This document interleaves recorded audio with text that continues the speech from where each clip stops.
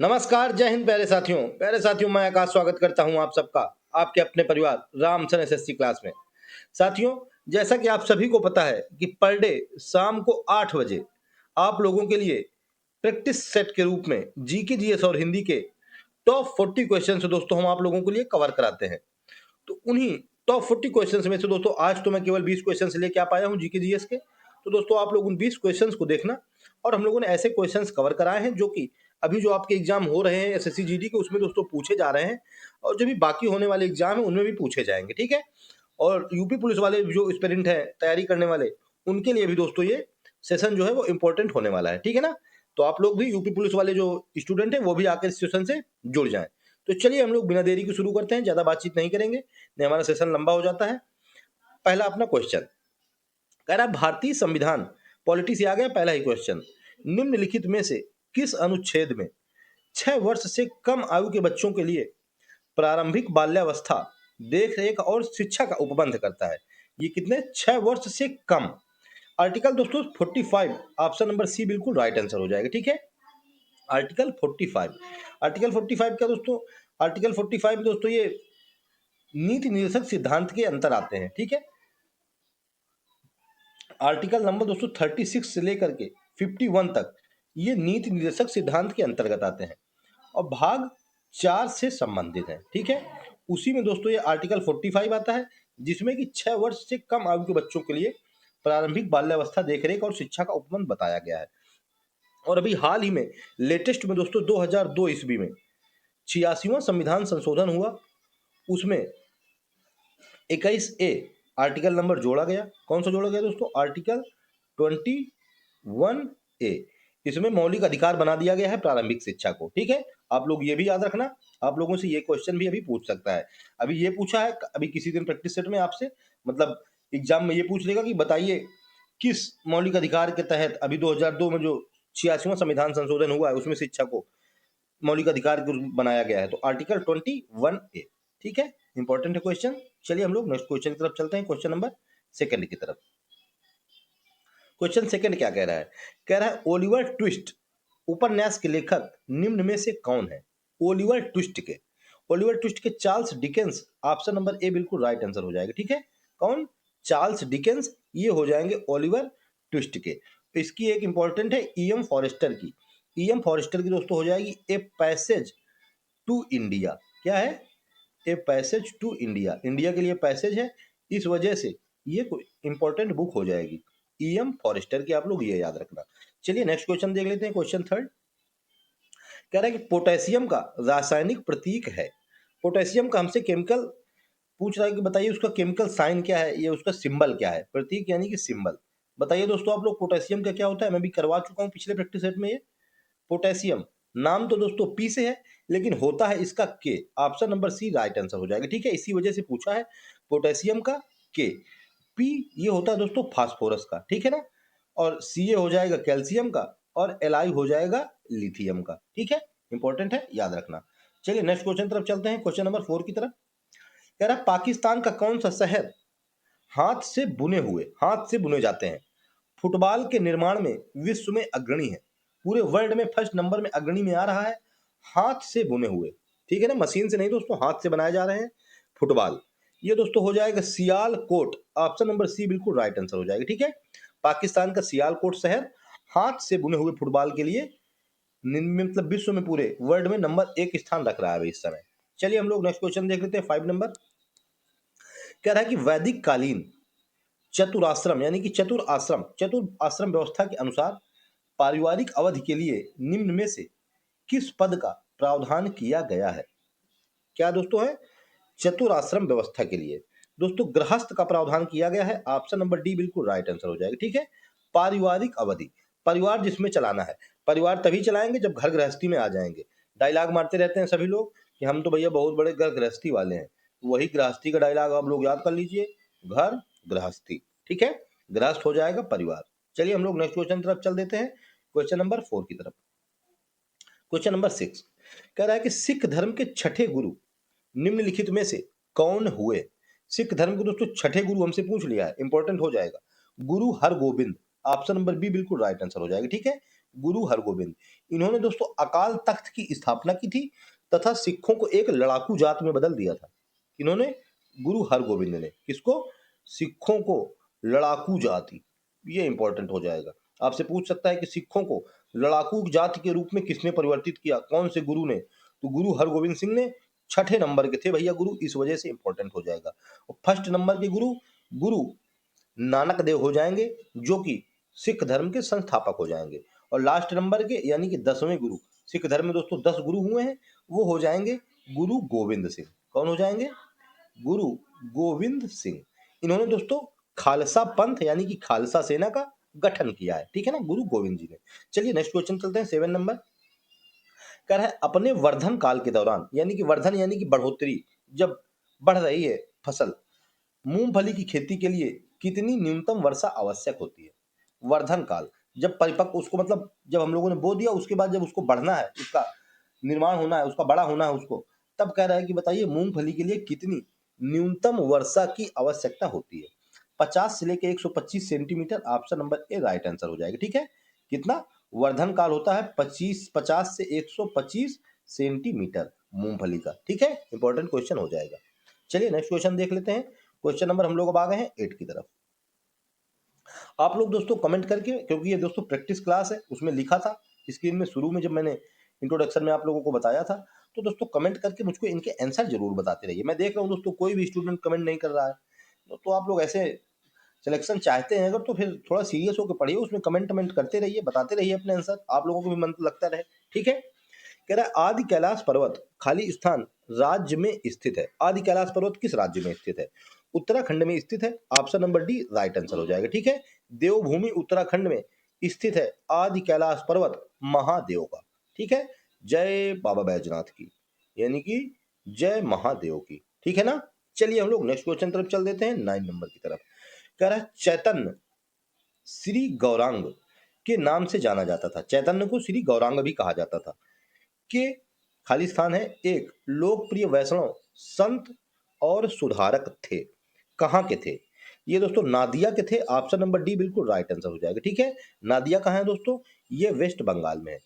ये दोस्तों वेस्ट बंगाल के चैतन्य प्रभु, हम लोगों ने नाम सुना होगा, चैतन्य महाप्रभु, वही है दोस्तों श्री गौरांग। ये दोस्तों नादिया के एक लोकप्रिय वैष्णव संत थे और समाज सुधारक भी थे, ठीक है। इंपॉर्टेंट क्वेश्चन हो जाएगा। चलिए हम लोग नेक्स्ट क्वेश्चन तरफ चल देते हैं, क्वेश्चन नंबर 10 की तरफ। कह रहा है उत्पादन लागत, यानी कि उसको क्या कहते हैं? फैक्टर कॉस्ट पर भारत की जीडीपी, यानी कि गणना करते समय केंद्रीय सांख्यिकी कार्यालय कितने विभिन्न उद्योगों के प्रदर्शन का आकलन करता है? कितने उद्योगों का आकलन करता है? 8 उद्योगों का आकलन करता है, option number C right answer हो जाएगा, ठीक है। वेरी इंपॉर्टेंट क्वेश्चन भी हो जाएगा दोस्तों, क्योंकि जीडीपी से रिलेटेड क्वेश्चन है। कितने केंद्रीय सांख्यिकी कार्यालय कितने विभिन्न उद्योगों का? 8 उद्योगों को दोस्तों गणना की जाती है हमारे जीडीपी की उत्पादन लागत के लिए, ठीक है। इंपॉर्टेंट क्वेश्चन दोस्तों हो जाएगा। चलिए नेक्स्ट क्वेश्चन तरफ चल देते हैं, क्वेश्चन नंबर नेक्स्ट की तरफ। हाँ दोस्तों इंपॉर्टेंट सूचना है आप सभी के लिए। इंपॉर्टेंट सूचना का दोस्तों पर डे मैं बताता हूं कि सुबह 11 बजे, कितने टाइम दोस्तों? सुबह 11 बजे आप लोगों के लिए एसएससी जीडी और यूपी पुलिस वालों के लिए, जिसको भी दोस्तों मैथ से थोड़ा सा भी डर लगता है, आप लोगों के लिए टॉप 15 क्वेश्चंस पर डे सुबह 11 बजे इसी यूट्यूब चैनल पर राम सर एसएससी क्लास पर मैं दोस्तों यानी कि आकाश आप लोगों के लिए लेके आया करता हूँ। ऐसे क्वेश्चन इसमें रहते हैं जो कि अभी आपके एग्जाम में पूछे जा रहे हैं और आगे आने वाले एग्जाम में पूछे भी जाएंगे, ठीक है। यूपी पुलिस वालों के लिए भी इंपॉर्टेंट है और सभी वनडे एग्जाम वालों के लिए मोस्ट इंपॉर्टेंट सेशन रहता है। तो आप लोग दोस्तों इसको देखिए और मुझको बताइए कि आप लोगों को मेरे पढ़ाने का स्टाइल और आप लोगों को मैथ समझ में कैसी आ रही है, ठीक है। क्योंकि दोस्तों मैं बहुत ही ज़्यादा ईजी वे में बताता हूँ और दोस्तों बेसिक मेथड से हम लोग बताते हैं, ठीक है ना। हम लोगों के पास दोस्तों कोई ट्रिक का काम नहीं है, क्योंकि ट्रिक ना तो एग्जाम में याद आ पाती है और ना फिर हमारे सवाल भी हो पाते हैं, ठीक है। तो चलिए दोस्तों आप लोग सुबह 11 बजे जरूर जुड़ना।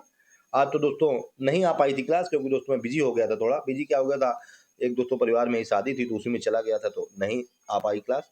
कल आएगी दोस्तों, ठीक है। अभी आप लोग केवल जीके जीएस की क्लास देखिए। चलिए तो हम लोग नेक्स्ट क्वेश्चन तरफ चलते हैं, नहीं फिर सेशन थोड़ा लंबा हो जाएगा।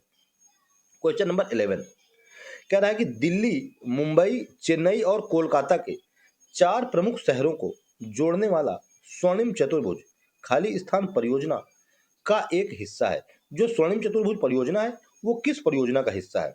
दोस्तों भारतमाला परियोजना का हिस्सा है। ऑप्शन नंबर बी बिल्कुल राइट आंसर हो जाएगा। ठीक है, भारत को दोस्तों, पूरे भारत को माले में, यानी कि माला की तरह हम लोगों को क्या करना है, पिरो देना है। माला क्या होता है, एक ही में सब लोग जुड़े रहते हैं, तो इसी तरह हमको एक ही स्वर्णिम चतुर्भुज योजना में, भारतमाला परियोजना में पूरे भारत को हमको जोड़ देना है। ठीक है, 2015 ईस्वी में इसकी शुरुआत हुई थी भारतमाला परियोजना की। इंपॉर्टेंट है, याद रखिए। चलिए नेक्स्ट क्वेश्चन देख लेते हैं, क्वेश्चन नंबर 12 की तरफ। कह रहे हैं निम्नलिखित में से कौन एक पेशेवर बैडमिंटन खिलाड़ी नहीं है? पेशेवर हमसे पूछ रहा है कि जो बैडमिंटन खिलाड़ी नहीं है उनका नाम बताइए। Saina Nehwal, option number A बिल्कुल राइट आंसर हो जाएगा। ठीक है, मतलब साइना नेहवाल कह रहा हूं, सॉरी दोस्तों गलत हो गया। सानिया मिर्जा, मुंह से दोस्तों निकल गया। Sania Mirza, option number C क्या हो जाएगा, बिल्कुल राइट आंसर हो जाएगा। ठीक है, ये दोस्तों बैडमिंटन के खिलाड़ी नहीं है, ये दोस्तों भारतीय टेनिस खिलाड़ी हैं। किसकी है दोस्तों? टेनिस खिलाड़ी हैं सानिया मिर्जा जी। ऑप्शन नंबर सी हम लोगों का राइट आंसर हो जाएगा। चलिए नेक्स्ट क्वेश्चन देखते हैं 13। कह रहा है ओलंपिक खेलों के प्रतीक में छल्लों के 5 रंग, रंग कौन कौन से हैं? लाल, नीला, हरा, पीला। एक नंबर में लाल हो गया, 2 नंबर में नीला, 3 नंबर में हरा और 4 नंबर में पीला। हमसे पूछ रहा है कि बताइए वो जो पांचवा रंग बचा है वो कौन सा है? पांचवा रंग हो जाएगा दोस्तों काला। ऑप्शन नंबर सी बिल्कुल राइट आंसर हो जाएगा। ठीक है, बाल काले, आंख काले और बहुत बहुत चीजें काली। ठीक है, आप लोग काला जरूर याद रखना। लाल, नीला, हरा, पीला, मैं कर दूंगा आप सबको काला। ठीक है, चलिए बुरी नजर वाले, तेरा मुंह काला। चलिए नेक्स्ट क्वेश्चन देख लेते हैं, क्वेश्चन नंबर 14। कह रहा है पृथ्वी शिखर सम्मेलन 1992 के एजेंडा 21 में, 21 का क्या अर्थ है? पृथ्वी शिखर सम्मेलन दोस्तों 1992 में हुआ, रियो डी जेनेरियो ब्राजील में हुआ। कहाँ हुआ? Rio de Janeiro. कहाँ पे पड़ता है? जेनेरियो, ये दोस्तों ब्राजील में पड़ता है। 1992 में पृथ्वी सम्मेलन हुआ। अब कह रहा है कि एजेंडा 21 उसमें निर्धारण किया गया था, उसका क्या मतलब था? उसका मतलब था 21वीं सदी से। Option number C right answer हो जाएगा। ठीक है, क्योंकि 21वीं सदी चल रही है ना अपनी, इसी वजह से उसका एजेंडा 21 यानी कि 21वीं सदी उसका मतलब अर्थ रख दिया गया। ठीक है, चलिए हम लोग नेक्स्ट क्वेश्चन देख लेते हैं, क्वेश्चन नंबर 15। कह रहा है भारत की संविधान सभा द्वारा, ठीक है, राष्ट्रगान को किस वर्ष अपनाया गया? राष्ट्रगान को हमसे पूछ रहा है किस वर्ष अपनाया गया? 1950 में अपनाया गया। ऑप्शन नंबर सी बिल्कुल राइट आंसर हो जाएगा। ठीक है, रविन्द्रनाथ टैगोर ने दोस्तों बांग्ला भाषा में इसको लिखा था। रविन्द्रनाथ टैगोर के द्वारा बांग्ला भाषा में दोस्तों इसको लिखा गया था। फिर इसको दोस्तों संगीतबद्ध किया गया और 24 जनवरी 1950 को इसको अपना लिया गया। कब? 24 जनवरी 1950 को। ठीक है, 52 सेकंड में दोस्तों इसको गाया जाता है, यानी कि इसकी समयावधि अगर आपसे पूछ ले कि इसको कितना टाइम लगता है तो 52 सेकंड। चलिए नेक्स्ट देखते हैं 16 नंबर क्वेश्चन। कह रहा है धौलागिरी खाली स्थान में स्थित हिमालय की एक पर्वत चोटी है। धौलागिरी पर्वत चोटी है। कह रहा है हिमालय कौन से, मतलब कहाँ के हिमालय में स्थित एक पर्वत चोटी है? नेपाल के हिमालय में। ऑप्शन नंबर डी बिल्कुल राइट आंसर हो जाएगा। ठीक है, नेपाल में स्थित हिमालय की एक पर्वत चोटी है धौलागिरी। इंपॉर्टेंट क्वेश्चन है, वेरी इंपॉर्टेंट क्वेश्चन हो जाएगा। चलिए नेक्स्ट देखते हैं 17। कह रहा है खाली स्थान में संपन्न हुआ कांग्रेस का अधिवेशन किसी पिछड़े ग्रामीण क्षेत्र में आयोजित होने वाला पहला अधिवेशन था। ये दोस्तों पिछड़े ग्रामीण क्षेत्र, यानी कि कभी कभी पूछ लेता है कि गांव में होने वाला पहला अधिवेशन, यानी कि पहला और आखिरी गांव में एक ही अधिवेशन हुआ, वो भी पूछ लेता है। अब इसमें गांव में घुमा दिया आप लोगों को, इसमें कह दिया कि पिछड़े ग्रामीण। यही होता है दोस्तों प्रैक्टिस करने का मजा। आप लोग प्रैक्टिस करेंगे तो आप लोगों को लैंग्वेज डिफरेंट डिफरेंट टाइप की, एक ही क्वेश्चन की घुमा घुमा कर लैंग्वेज देखने को मिलेगा। ठीक है, तो पर डे दोस्तों आप लोग प्रैक्टिस करिए और कमेंट में अपना स्कोर जरूर बताना। ठीक है, जिससे कि आप लोगों को भी अपना मतलब कॉन्फिडेंस लेवल पता चलेगा और हम लोग भी आप लोगों के लिए कुछ अलग एफर्ट लगा पाएंगे। क्या कह रहा है कि कहां पर हुआ था? दोस्तों फैजपुर में हुआ था। ऑप्शन नंबर डी बिल्कुल राइट आंसर हो जाएगा। ठीक है, कहां पर हुआ था? फैजपुर में। 1937 ईस्वी में दोस्तों हुआ था। बंगाल में पड़ता है दोस्तों फैजपुर। ठीक है, और दोस्तों इसके अध्यक्ष कौन रहे थे? इसके अध्यक्ष रहे थे पंडित जवाहरलाल नेहरू। ठीक है, चलिए नेक्स्ट क्वेश्चन देख लेते हैं, क्वेश्चन नंबर 18। कह रहा वारली चित्रकला। वारली दोस्तों क्या, इसको वर्ली वैसे कहा जाता है लेकिन सही है दोस्तों वारली हो जाएगा। खाली स्थान के वारली जनजाति के लोगों द्वारा निम्नलिखित आदिवासी कला की एक शैली है। कहाँ की है वर्ली कला शैली? वर्ली कला शैली महाराष्ट्र। ऑप्शन नंबर सी बिल्कुल राइट आंसर हो जाएगा। ठीक है, महाराष्ट्र की है दोस्तों वर्ली कला शैली। इंपॉर्टेंट है, बहुत बार क्वेश्चन एग्जाम में पूछा जा चुका है ये। चलिए 19 देखते हैं। कह रहा निम्नलिखित में से सबसे अधिक परमाणु द्रव्यमान वाला तत्व कौन सा है? ये जो 4 ऑप्शन दिए हैं इसमें सबसे अधिक परमाणु द्रव्यमान वाला वो दोस्तों हो जाएगा कैल्शियम। ऑप्शन नंबर ए बिल्कुल राइट आंसर हो जाएगा। ठीक है, इसका दोस्तों होता है 20। कैल्शियम कितना होता है परमाणु द्रव्यमान? 20 होता है। मैग्नीशियम को दोस्तों कितना होता है? मैग्नीशियम का होता है 12। ठीक है, क्लोरीन का होता है 17 और सल्फर का होता है 16। सबसे ज्यादा किसका हो गया? 20 यानी कि कैल्शियम का। Option number A right answer हो जाएगा। ठीक है, चलिए नेक्स्ट क्वेश्चन देख लेते हैं। क्वेश्चन नंबर लास्ट यानी कि 20 कह रहा निम्नलिखित में से कौन सा शहर यूनेस्को की विश्व विरासत सूची में सम्मिलित है? यूनेस्को की विश्व विरासत सूची में जयपुर। ऑप्शन नंबर सी बिल्कुल राइट आंसर हो जाएगा। ठीक है, जयपुर दोस्तों यूनेस्को की विश्व विरासत सूची में सम्मिलित है। ठीक है, राजस्थान में स्थित है। वेरी इंपॉर्टेंट क्वेश्चन हो जाएगा। पिंक सिटी के नाम से इसको जाना भी जाता है, यानी कि गुलाबी नगरी। ठीक है, टूरिस्ट बहुत आते हैं दोस्तों यहाँ पे, टूरिस्ट का ही आप लोग इसको शहर मान लीजिए। ठीक है ना, तो दोस्तों ये थे आज के टॉप 20 क्वेश्चन, जो कि दोस्तों मैं केवल जीके जीएस के ही लेके आ पाया हूँ। आज हिंदी के दोस्तों नहीं लेके आ पाया हूँ, क्योंकि दोस्तों मैंने अभी आपको बताया कि आज दोस्तों मतलब परिवार में हमारे शादी थी दोस्तों, तो इसकी वजह से थोड़ा बिजी रहा। ठीक है, मैं कल दोस्तों आप लोगों के लिए लेके आऊंगा। लेकिन आज जो अभी हम लोगों ने जीके जीएस के मतलब जीके जीएस के भी 20 क्वेश्चन की प्रैक्टिस की है, इसको आप लोग अच्छे से देखना और मुझको कमेंट करके अपना स्कोर जरूर बता देना कि आप लोगों ने कितने क्वेश्चंस करेक्ट किए। ठीक है, और कमेंट में मुझको बताइए कि आपका एग्जाम किस डेट को है एसएससी जीडी का, उसी के बेस में मैं आप लोगों को कुछ स्पेशल बता दूं। ठीक है, तो ठीक है दोस्तों, अगर आप लोगों को मेरी मेहनत पसंद आए तो चैनल को दोस्तों एक लाइक जरूर कर देना, और अगर चैनल पर नए हो तो चैनल को सब्सक्राइब कर लेना, जिससे कि आप लोगों को ऐसे इंपॉर्टेंट क्लास मिले और 2026 में आपका जो सिलेक्शन का सपना है वो बिल्कुल पूरा हो जाए। ठीक है ना, तो ठीक है दोस्तों, मिलते हैं फिर सुबह 11 बजे मैथ के इंपॉर्टेंट सेशन के साथ। आप लोग जुड़े जरूर मैथ से और अपने मैथ के डर को बिल्कुल खत्म कर दें। ठीक है, तो ठीक है फिर दोस्तों, तब तक के लिए जय हिंद, जय श्री राम।